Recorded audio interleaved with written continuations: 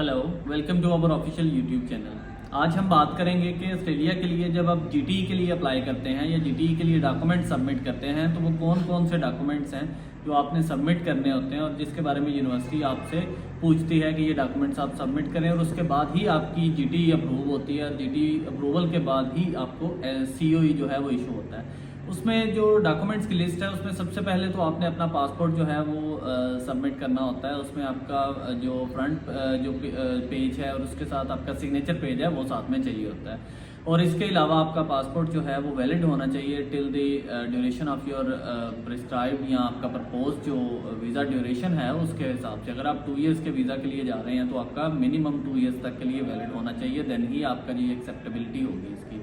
इसके बाद आप सेकंड पे एक एक्सेप्टेंस फॉर्म होता है, यानी आपने जिस कोर्स में अप्लाई किया है उसके आपने एक्सेप्ट उसकी टर्म्स एंड कंडीशन को कर रहे हैं, उस प्रोग्राम में आप जाना चाह रहे हैं तो उसको एक्सेप्टेंस फॉर्म होता है। देन वो आपने अपने सिग्नेचर के साथ जो है वो सबमिट करना होता है, और वो जो फॉर्म होता है वो उस पर जो सिग्नेचर है आपके पासपोर्ट वाले होने चाहिए।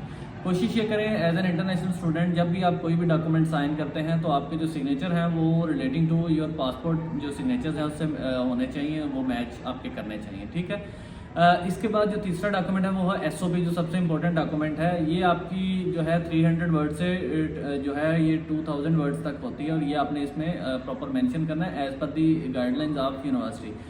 उसमें सेम वही चीज़ें आती हैं कि आपका एजुकेशनल बैकग्राउंड होता है, वर्क एक्सपीरियंस होता है, आपकी यूनिवर्सिटी सिलेक्टेड यूनिवर्सिटी कौन सी है, आपकी जो है उसमें कोई प्रोग्राम कौन सा है, आप इस यूनिवर्सिटी में क्यों आ रहे हैं, आपका जो है इस ऑस्ट्रेलिया में क्यों आ रहे हैं आप, इसके बाद जो है वो फ्यूचर आपके प्लान्स क्या हैं, ये डिग्री आपको या कोर्स जो है आपको फ्यूचर हेल्प आउट कैसे करेगा। तो ये सारी चीज़ों को आपने, और फिर आपने return, reason of return, incentives देने हैं कि आप मैंने वापस क्यों जाना है और मुझे क्यों आप वीज़ा दें कि मैं इसके बाद अपनी डिग्री कंप्लीट करूं और वापस चला जाऊं। तो ये सारी चीज़ें आपने एसओपी में मेंशन करनी होती हैं। इसके बाद आपके जो सर्टिफाइड जो प्रूफ ऑफ इनकम है वो आपने बतानी होती है। उसमें आपकी अगर कोई फादर की स्टेटमेंट है तो आप उसको सैलरी, आप बिजनेस का जो टर्नओवर है वो आप बता सकते हैं। इसके साथ आपने अपने बैंक स्टेटमेंट में अपने फिनांस शो करने हैं कि आपके बैंक स्टेटमेंट जो है इसमें मेरे इतनी पेमेंट्स पड़ी हुई हैं और ये मेरे स्टडीज़ के लिए हैं। तो वो बैंक स्टेटमेंट्स जो हैं वो आपके प्रॉपर जो है वो कंपनी या उसके बैंक के लेटर हेड पे होने चाहिए। उस पर प्रॉपर जो मैनेजर के कॉन्टैक्ट डिटेल्स होती हैं जिससे वो वेरीफाई हो सके। इवन तो ये हेड ऑफिस से वेरीफाई होती है लेकिन उसकी वो सारी चीज़ें उसके ऊपर मेंशन होनी चाहिए, प्रॉपर साइन स्टैम्प होनी चाहिए और कलर में ये होने चाहिए, ठीक है। इसके बाद जो है वो आपका आता है वर्क एक्सपीरियंस। वर्क एक्सपीरियंस है आपका तो वो लेटर आपका साथ होगा, लेटर सेम उसी तरह से फॉर्मेट पे कंपनी के लेटर हेड पे, कंपनी की प्रॉपर वेबसाइट हो, कंपनी जो है वो ऑपरेट कर रही हो, उसकी लोकेशन जो है वो सूटेबल हो आपकी जो रेजिडेंस है उस हिसाब से। यानी ये नहीं हो सकता कि आप गुजरांवाला का बंदा है और वो मुल्तान में जाके जॉब कर रहा है, तो जो है वो स्ट्रेंज जो है वो इसमें और डाउटफुल जो है वो होती हैं। कोशिश करें आप अपने सराउंडिंग में अपने करीब तरह जो है वो उसमें जो है वो आपने जॉब की हुई है, और होती भी नॉर्मली ऐसी है। वो ऑकवर्ड सिचुएशन जो होती हैं कि जब 10-15% आउट ऑफ स्टेशन जॉब होती हैं तो उसको तो लगा सकते हैं, लेकिन बहरहाल कहने का मकसद ये है कि ये जेन्युइन होना चाहिए एक्सपीरियंस लेटर जो है वो आपका, आपने वाकई वहाँ पे जॉब की हो, क्योंकि वो उसकी वेरिफिकेशन के लिए जाते हैं। और वेरिफिकेशन में कंपनी की जो ऑफिशियल ईमेल होती है वो यूज़ होती है, उसका जो कॉन्टैक्ट पीसीएल डिटेल होती है वो आपने लाजमी देनी होती है, क्योंकि मोबाइल नंबर अगर आपने लिखा है तो वो उसको वेरीफाई नहीं करेंगे, वो आपकी पीसीएल वाले नंबर पे कॉल करके ही आपका एक्सपीरियंस लेटर जो है वो वेरीफाई करते हैं। इसके बाद जो है वो डॉक्यूमेंट आपका एजुकेशनल लोन, अगर आपने कोई अपना जो स्टडी है वो एजुकेशनल लोन के थ्रू आप कंप्लीट कर रहे हैं तो एजुकेशनल जो लोन लेटर है वो प्रॉपर जो है वो लगता है प्रिस्क्राइब्ड फॉर्म में। इसकी होम अफेयर्स ने अपनी वेबसाइट पे दिया हुआ है कि इसका सैंपल किस तरह का होना चाहिए, तो एक तो उसमें आप ये लगा सकते हैं। फिर आप नेटवर्थ इनकम के लिए जो है वो चार्टर्ड अकाउंटेंट से अपना एक स्टेटमेंट बनवाते हैं, तो वो भी आपने साथ मेंशन करनी होती है कि कितने के एसेट्स हैं, कौन कौन सी चीज़ें हैं और कितना आपकी जो नेटवर्थ है बेसिकली आपकी या आपके फादर की जो आपको स्पॉन्सर कर रहा है। फिर आपका स्पॉन्सरशिप एक लेटर साथ लगता है, वो आपका जो लेटर है जो आपको स्पॉन्सर कर रहा है, आपके फादर स्पॉन्सर कर रहे हैं तो उनकी तरफ से एक एफिडेविट लगता है, लेटर लगता है स्पॉन्सरशिप का कि ये मेरा जो है वो बेटा है, बेटी है, और ये मैं इसके लिए स्टडीज़ जो हैं ये इसकी सारी फंडिंग मेरे थ्रू होगी, मेरे पास इतनी पेमेंट्स हैं, ये उसके प्रूफ हैं, और ये जो है वो फंड्स अवेलेबल हैं इसके स्टडीज़ के लिए। उसके बाद जो है वो प्रूफ ऑफ रिलेशनशिप आपने डिफाइन करना होता है। प्रूफ ऑफ रिलेशनशिप के डॉक्यूमेंट में सबसे जो है वो स्ट्रॉन्ग डॉक्यूमेंट FRC होता है, जिसमें आपकी डिटेल लगी होती है, आपके पेरेंट्स की, आपके बहन भाइयों की, आपकी अपनी फैमिली की सारी डिटेल्स होती हैं।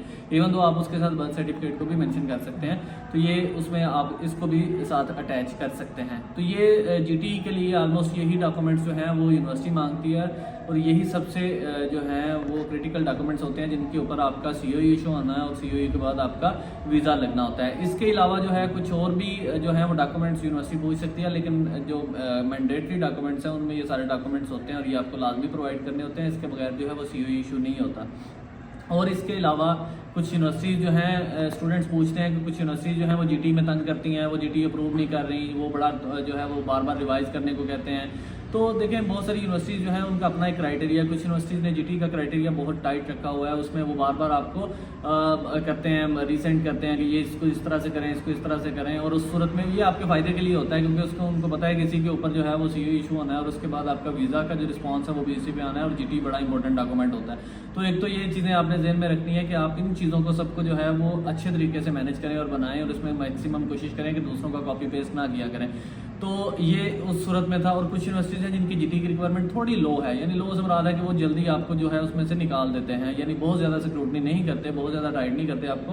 कुछ उसमें है तस्मानिया यूनिवर्सिटी है, लेकिन वो बहुत दूर है, बहुत कम स्टूडेंट्स वहाँ पे जाते हैं। इसके अलावा यूनिवर्सिटी टेक्नोलॉजी सिडनी है, वो थोड़ी लीनियंट है इस वाले से। स्विनबर्न यूनिवर्सिटी जो है बहुत अच्छी यूनिवर्सिटी है, लेकिन थोड़ा सा GTE के हवाले से जो है ज़्यादा तंग नहीं करती स्टूडेंट्स को।